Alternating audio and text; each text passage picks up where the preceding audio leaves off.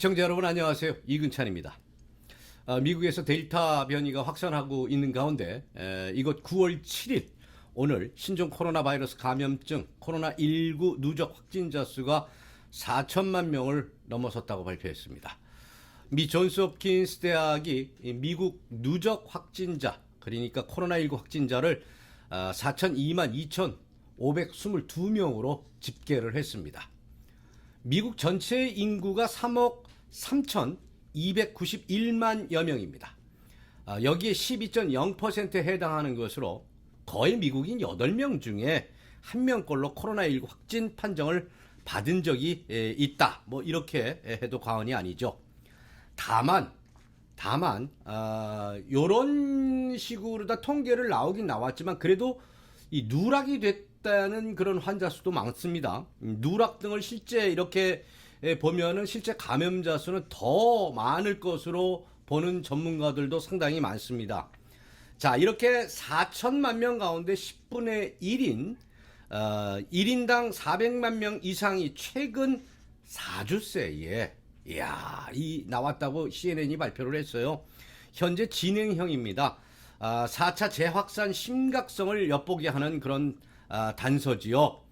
자, 미국에서 6월 달입니다. 6월 22일경인가요? 그때를 기점으로 델타 변이가 무섭게 변지면서 4차 재확산이 시작됐다고 합니다.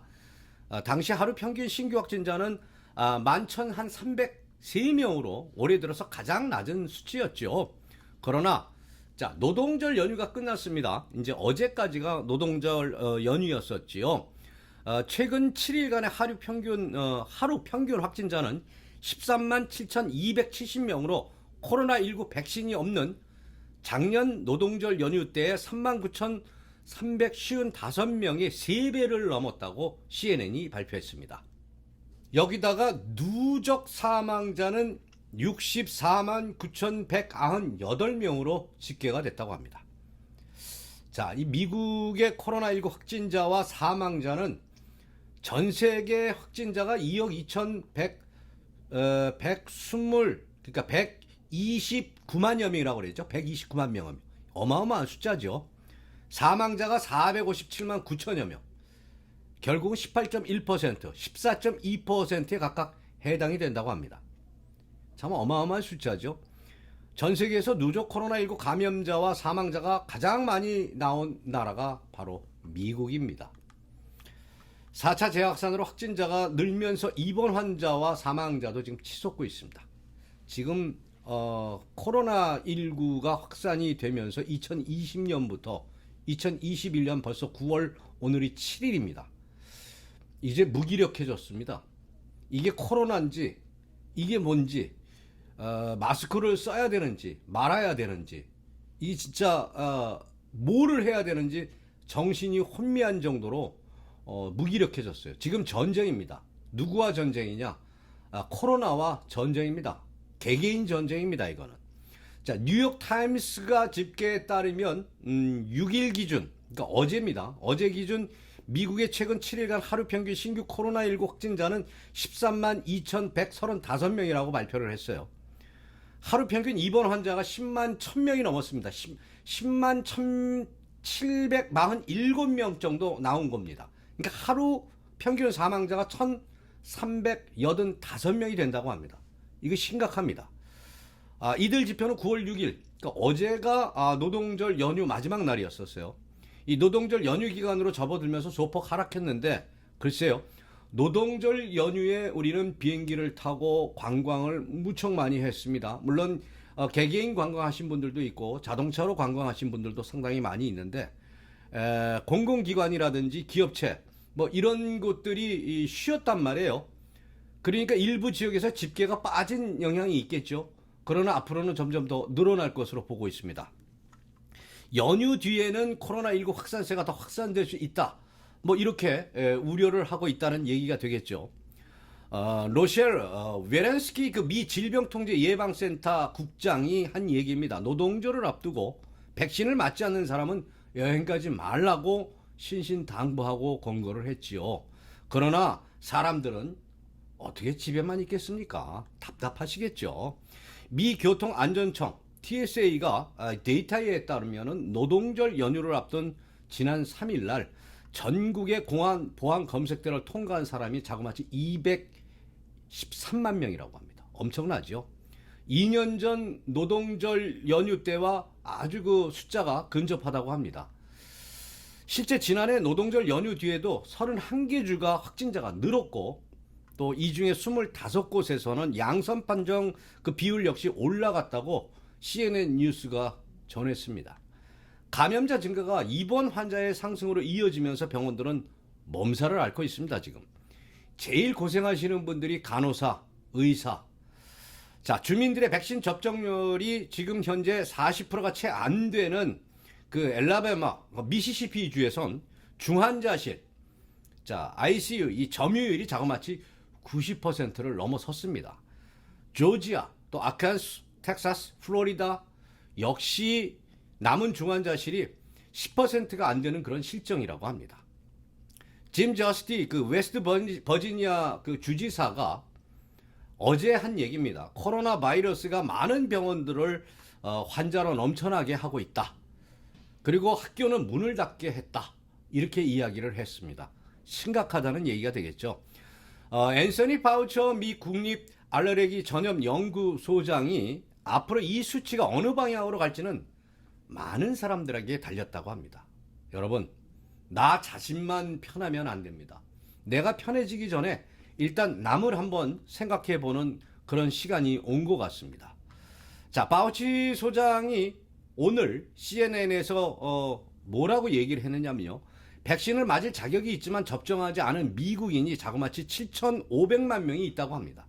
이 사람 중에 압도적으로 다수가 백신을 맞게 하면서 더 서늘한 가을로 접어들면서도 이 흐름을 돌릴 수 있다 얘기를 했어요. 그 얘기는 뭐냐? 백신 안 맞으신 분들 빨리 백신 맞으라는 얘기입니다. 내 자신을 위하는 게 아닙니다. 미국에서 새로운 변이, 코로나 바이러스인 이 뮤 변이가 또다시 나왔죠. 누적 확진자가 2,000명으로 파악됐다고 합니다.